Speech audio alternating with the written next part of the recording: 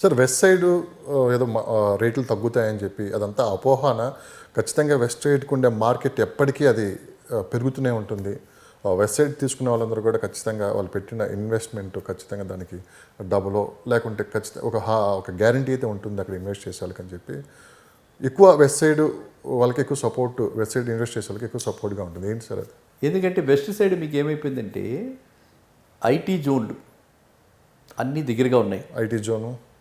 IT zone in particular, then medical hub, ఇటు పక్కన మనం చూస్తే ఏమిటి పెద్ద పెద్ద ఆఫీస్ కాంప్లెక్స్లు అవి కూడా ఇటువైపు వచ్చాయి. పెద్ద పెద్ద హోటల్స్, టూరిజం ప్లేసెస్ కూడా వెస్ట్ సైడ్ వచ్చాయి. కాబట్టి వెస్ట్ సైడ్ ఇన్నాళ్ళు పెరిగింది. ఒకసారి జీవో తిరుమల వన్ మీద క్లారిటీ వస్తే, ఒకవేళ ఊహించిన విధంగా కనుక అయిపోతే మనకి ఎప్పుడు వస్తాయి? ఎన్ని ఎకరాలు వస్తాయి? 1,20,000 ఎకరాలు, ఎంతో 1,20,000 ఎకరాలు అందుబాటులో. ఎన్ని మండలాలు? 9 మండలాలు. ఎన్ని విలేజెస్? సో అది ఎప్పుడు జరుగుతుంది? అంత వచ్చినప్పుడు ఆటోమేటిక్గా మీకు ఇక్కడ కొంచెం ప్రైసెస్ కూల్ అవడానికి, కూల్ అవ్వకపోయినా ఈ విధంగా పరిగెట్టడం మాత్రం డెఫినెట్గా ఉండదు. జీవో తిరుమల వన్ ఏరియాస్ కనుక కలిసిపోతే, హెచ్ఎండిఏ పరిధిలోకి వచ్చేస్తే, మేబీ విత్ రెస్ట్రిక్షన్స్ వస్తే, పూర్తిగా హెచ్ఎండిఏ లాగా రిలాక్స్డ్ కాకపోయినా కొంత రెస్ట్రిక్షన్స్ తోటి వచ్చినా కూడా అందులో 42,000 52,000 మనకి 1,28,000 మనకి అందులో సగం వేసుకున్నా కూడా మనకి చాలా పెద్ద యాకరేజ్ చూస్తుంది ఫర్ డెవలప్మెంట్. సో ఆటోమేటిక్గా మీకు ఈ రేట్లు ఇంత పరిగెట్టం. ఈ రేట్లు తగ్గాలి, లేదా స్లో రేట్లో అన్నా వెళ్ళాలి. నేనైతే స్లోగా వెళ్తుందని అనుకుంటున్నాను, ఎందుకంటే జీవో తిరుమల మీద క్లారిటీ వస్తుంది. మరి ఆ క్లారిటీ అవడానికి చాలా టైం పడుతుంది. అదంతా ఇప్పుడు ఈ సబ్జెక్ట్ ఇదే కాదు, ఎందుకు ఆల్రెడీ క్యాబినెట్ రికమెండ్ చేసింది, ఎన్జిటి కమిటీ వేశారు. ఎన్జిటి కమిటీ రికమెండేషన్స్ ఇచ్చేసిన తర్వాత అది యాక్సెప్ట్ చేసేసారు అనుకోండి, ఇంకా మనకి మిగిలిందంటే మాస్టర్ ప్లాన్ చేయటమే కదా. అంతే. రాజు తలుచుకుంటే ఇది కొరడా దెబ్బ తక్కువ అన్నట్టు, మంచికైనా చెడుకైనా సరే ఆయన కనుక రేవంత్ రెడ్డి గారి దృష్టి దీని మీద సారిస్తే ఇది పెద్ద విషయం కాదు. 3-4 మంత్స్లో, మనం అనుకుంటే 5-6 మంత్స్లో ఇదంతా కూడా అయిపోవడానికి అవకాశం ఉంది. ఆయన దృష్టిలోకి ఇది కనుక టాప్ ప్రియారిటీలో పెడితే. ఇంకొకటి ఏంటంటే మనకి చాలా చక్కటిది, శ్రీధర్ బాబు గారికి ఐటీ ఇచ్చారు. అవును, నేను చాలా అసలు యాక్చువల్గా ఎవరికి వస్తుంది అది అని ఐటీ దాని మీద పెద్ద చర్చ. సో శ్రీధర్ బాబు గారికి అంటే కరెక్ట్ అయిన పర్సన్కి నా ఉద్దేశంలో is a perfect replacement or correct fit for this particular portfolio అనమాట. ఎందుకంటే ఆయన కూడా మంచి హైలీ ఎడ్యుకేటెడ్, మంచి వాగ్దాటి కలిగినటువంటి వ్యక్తి. గతంలో మనందరికీ కూడా తెలుసు, వారి ఫాదర్ని కూడా మనం చూసిన వాళ్ళని చాలామంది, స్పీకర్ గారిని కూడా చేసిన శ్రీపాదరావు గారు, వాళ్ళు మంచి అంటే కమిటెడ్ పీపుల్. పేరెంట్స్ కానీ, ఈ పేరెంట్ ఫాదర్ కానీ, ఈయన కానీ సర్వీస్ ఓరియంటెడ్, ఇంకా ఏదో చెయ్యాలి ఆ కాన్స్టిట్యున్సీకే కాదు ఇప్పుడు స్టేట్ అంతరికి కూడా చేయాలని చెప్పి ఆయన చాలా, అంటే మనం చూస్తే ఇప్పుడు చాలా చక్కటి సెలక్షన్. అది ఎలాగా కాంగ్రెస్ గవర్నమెంటా, ఎవరు సెలెక్ట్ హైకమాండా, లేకపోతే మన రేవంత్ రెడ్డి గారి రికమెండేషనా, ఇవి రెండు కూడా కోమటిరెడ్డి వెంకటరెడ్డి గారు కానీ, మన శ్రీధర్ బాబు కానీ, లేదు ఈవిడ సీతక్క కానీ, ఇవన్నీ చాలా చక్కటి పోర్ట్ఫోలియోస్ ఇచ్చారు. వాళ్ళు కరెక్ట్గా వాళ్ళకి యాప్ట్ పోర్ట్ఫోలియోస్ ఇచ్చారు. కాబట్టి ట్రైబల్ యూనివర్సిటీ డెఫినెట్గా వస్తుందని నేను నమ్ముతున్నాను. అదేవిధంగా ఐటీ ఎక్కడ కుంటుపడేది లేకుండా ఇంకా కొత్త కొత్త ఇండస్ట్రీస్ పెట్టుబడులు ఇంకా తొందరగా లిబరల్గా, ఎందుకంటే వీళ్ళకి ఈ గవర్నమెంట్ చూస్తే ఎలా ఉందనంటే, మనం ఊహించని విధంగా ఈ గవర్నమెంట్ తెలంగాణకి అభివృద్ధి చేసే అవకాశాలు కనిపిస్తున్నాయి. ఎందుకంటే వాళ్ళు చాలా కమిటెడ్గా కనిపిస్తున్నారు, వేగం కూడా కనిపిస్తోంది. ఆల్రెడీ పాత గవర్నమెంట్ ఇచ్చిన is of governance, single window approach ఉన్నాయి ఆల్రెడీ. అందులో ఉన్న లోటుపాట్లు వీళ్ళకి బాగా తెలుస్తాయి. కాబట్టి ఇప్పుడు ఎక్స్పెరిమెంటేషన్ లేదు, ఉన్న మోడల్ని ఆల్రెడీ ట్రాక్లో ఉంది, దాన్ని ఓన్లీ పుష్ చేయటం, ఫాస్ట్గా తీసుకెళ్ళటం. ఆ ట్రాక్స్ ఆల్రెడీ ఉంది కాబట్టి ఇంకా ఐ థింక్ చాలా సులభతరంగా అవుతాయి. ఇంకా కొత్త ఇండస్ట్రీస్ వస్తాయి. అండ్ ఈ ఇండస్ట్రీస్ మాత్రం వాళ్ళు డెఫినెట్గా, ఎందుకంటే ప్రతి దగ్గర ఇదే ఉంది ఇప్పుడు టాపిక్ మీరు అన్నదే, వెస్ట్ వెస్ట్ వెస్ట్. కాబట్టి డెఫినెట్గా వాళ్ళు ఈస్ట్ సైడు, అలాగే మనం ఎప్పుడు చెప్పుకుంటుంటాం సౌత్ సైడ్, వెస్ట్ అయినా సౌత్ అయినా నార్త్ అయినా. సో ఎక్కడైనా సరే మొత్తం హైదరాబాద్ చుట్టుపక్కల అయితే ఎక్కడైతే ఎటువంటి రియల్ ఎస్టేట్ ఇన్వెస్ట్ చేసే వాళ్ళకి ఎటువంటి డోకా అయితే లేదు. సార్ ఇంకొకటి, ఎలక్షన్లకు ముందు ఎలక్షన్ తర్వాత ఒక చర్చ అయితే నడుస్తుంది. అంటే రేవంత్ రెడ్డి గారు సీఎంగా ఇప్పుడు ప్రమాణ స్వీకారం చేశారు, ఒక 1 వీక్ అవుతుంది ఇప్పటికే. ధరణిలో సమూలమైన మార్పులు తీసుకుని రావాలని చెప్పి ఆయన ప్రకటన కూడా చేయడం జరిగింది. చాలా ప్రక్షాళన చేయాలి అందుట్లో అని చెప్పి కూడా ఆయన అన్నారు. చాలామంది ఏంటంటే ఇప్పుడు ఇన్వెస్టర్స్ కావచ్చు, కొత్తగా ప్రాజెక్టులు చేసేవాళ్ళు కావచ్చు, ఎంత ఇదంటే అసలు ఏ మార్పులు రాబోతున్నాయి, ఏంటి, ఎలాంటి మార్పులు తీసుకొని రాబోతున్నారు, రేపు ఎలా ఉండబోతుంది అని చెప్పి కూడా పెద్ద ఎత్తున చర్చ నడుస్తుంది. సో మీరు దాదాపు ఒక 25 years నుంచి ఈ రియల్ ఎస్టేట్ మీద మంచి అవగాహన ఉంది. సో నిజంగానే ధరణిలో మార్పులు తీసుకొని వస్తే అసలు ఎలాంటి మార్పులు తీసుకొని వచ్చే అవకాశం ఉందంటారు మీరు? ఇది చాలా మందిలో, ఎందుకంటే ఈ ట్రాఫిక్ జామ్స్, ట్రాఫిక్ ఈజ్ అవ్వాలి, కన్వీనియన్స్ పెరగాలి అన్న ఉద్దేశంతో ప్రతి వాళ్ళు కూడా ఈ విధంగా ఆలోచించడం జరుగుతుంది. అయితే ఇక్కడ చాలా పెద్ద చెప్పుకోవాల్సిన విషయం ఏంటంటే సిటీ ఒక్కటే కాకుండా సిటీ చుట్టుపక్కల కూడా డెవలప్ అవ్వాలి, తెలంగాణ అంతటా స్ప్రెడ్ అవ్వాలి, అభివృద్ధి కాలనీస్ అన్నీ రావాలి. అంటే ఏంటి, సిటీలో ఏదో ఒక రకమైనటువంటి రిస్ట్రిక్టివ్ ప్రాక్టీసెస్ తీసుకురావాలి. అవి ధరణిలో మార్పులు వస్తాయంటారా? వస్తాయి. ఏ రకమైన మార్పులు రావడానికి అవకాశం ఉంది? మనం చూస్తే మేబీ ఇంతంత హైరైజ్ అంటే కంట్రీలో టాప్ 10లో మనం ఐ థింక్ ఒక వీడియో చెప్పుకున్నట్టున్నాం, కంట్రీలో టాప్ 10లో 4 projects are from Hyderabad high rise. ఒక్కసారిగా మీరు ఆఫీసులో నుంచి బయటకు వచ్చేసిన, ఒక్కసారిగా ఇన్ని కమర్షియల్ ఎస్టాబ్లిష్మెంట్స్ లేకపోతే ఈ టైప్ ఆఫ్ రెసిడెన్షియల్ బిల్డింగ్స్ నుంచి ఒక్కసారిగా వెహికల్స్ బయటకు వస్తే మెయింటైన్ చేయడం కష్టంగా ఉంది. ఏదో ఒక ఆల్టర్నేటివ్ చూడాలి, ఈ పొల్యూషన్ లెవెల్స్ తగ్గించాలి. కాబట్టి సిటీ పరిధిలో హైరైజ్ జోన్స్కి పర్మిషన్స్ మేబీ రిస్ట్రిక్టివ్ పర్మిషన్స్ రావచ్చు. ఓకే. ఎందుకంటే దీనికి అదొకటే మార్గం.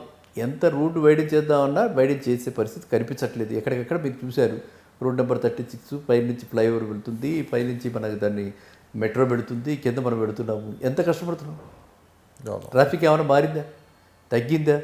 ఇంకా కష్టం పెరిగింది. మనకి కేబుల్ బ్రిడ్జి కట్టారు, కేబుల్ బ్రిడ్జి మించి అందరూ పెడుతున్నారు. అక్కడ కూడా అంతే, జస్ట్ కేబుల్ బ్రిడ్జి మించి ఇటు నుంచి మన రోడ్ నెంబర్ 45 దాకా టచ్ అయ్యే లోపల ఆఫర్ పైన అయిపోతుంది. కాబట్టి మనకి దీన్ని సులభతరం చేయాలంటే ఎంతసేపు ఫ్లైఓవర్స్, అండర్ పాస్లు ఇవి ఈ సిటీకి ఇంకా ఐ థింక్ అది సొల్యూషన్ కాదు. Okay.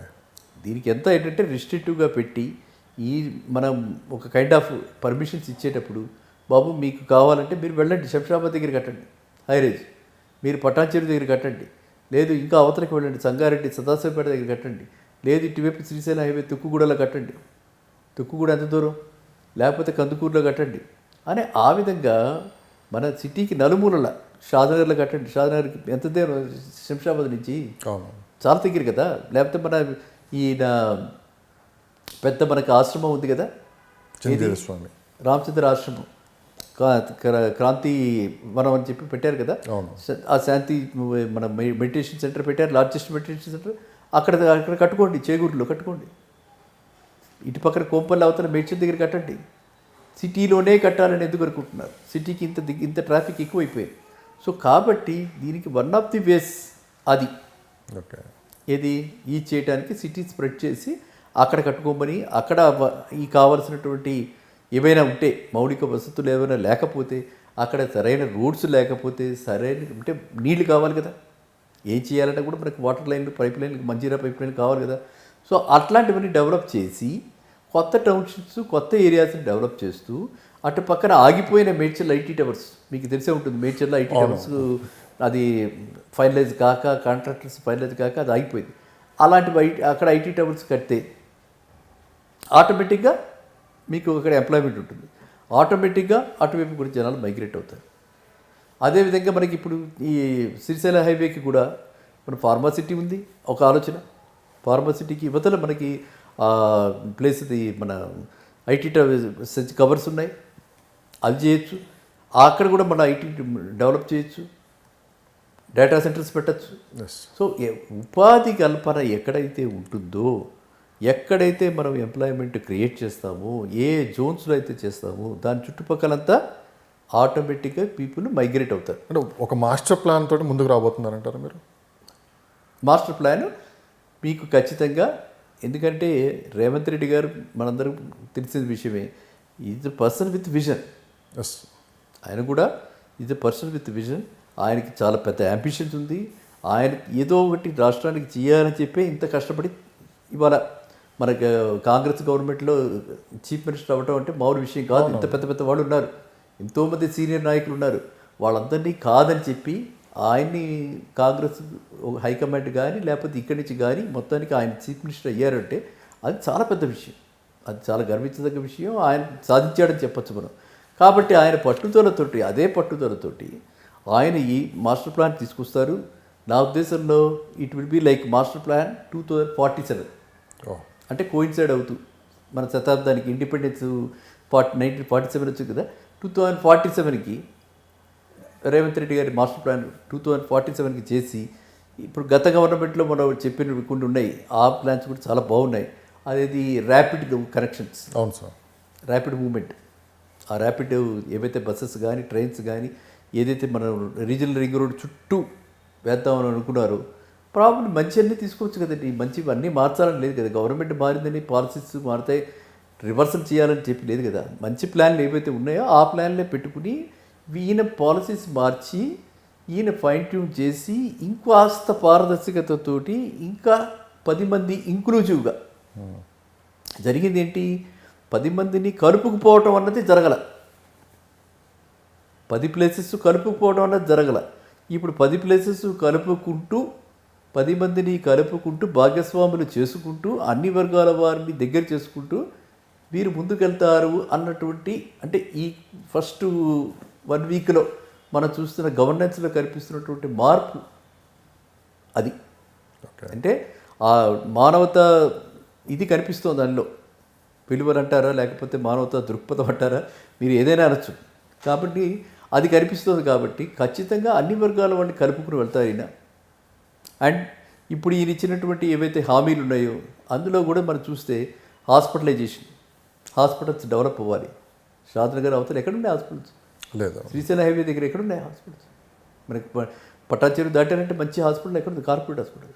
So he will take care of those things. కానీ సిటీకి ఎంత దూరం వెళ్ళి తీసుకోవచ్చు సార్? ఇప్పుడు ప్రస్తుతం ఉన్నటువంటి ఎన్ని కిలోమీటర్ల దాకా వెళ్ళొచ్చారంటే, అంటే రోడ్డుని బట్టి మనం చెప్పుకోవాలి. బెంగళూరు హైవే ఉంది, ఇప్పుడు అక్కడ మహేంద్రవాడ ఉంది కాబట్టి జహీరాబాద్ దాకా 100 కిలోమీటర్స్ ఉంది. ఇటు బెంగళూరు జడ్చల్ దాకా వెళ్ళిపోయింది. జడ్చల్లో కూడా మంచి శ్రీశైలం హైవే అమంగళ దాకా వెళ్ళిపోతుంది అనుకుంటున్నాను. 60 కిలోమీటర్లు ఉంటుంది అమంగళ తెలుసు కదా మీకు, గద్దకూరు తర్వాత అమంగళ వస్తుంది. అమంగళ 60 కిలోమీటర్లు. ఇటు పక్కన షాద్ నగరు జడ్చర్ల మినిమం అది కూడా 60 కిలోమీటర్ 100 కిలోమీటర్లు అవుతుంది మనకి, అంటే సెంటర్ నుంచి. ఇవన్నీ కూడా ఈ కిలోమీటర్లు మనం చెప్పుకునేవన్నీ సెక్రటేరియట్ నుంచి, నాట్ ఫ్రమ్ గచ్చిబౌలి. సెక్రటేరియట్ నుంచి 100 కిలోమీటర్స్ రేడియస్లో సిటీ నలుమూలలో కూడా విస్తరిస్తుంది.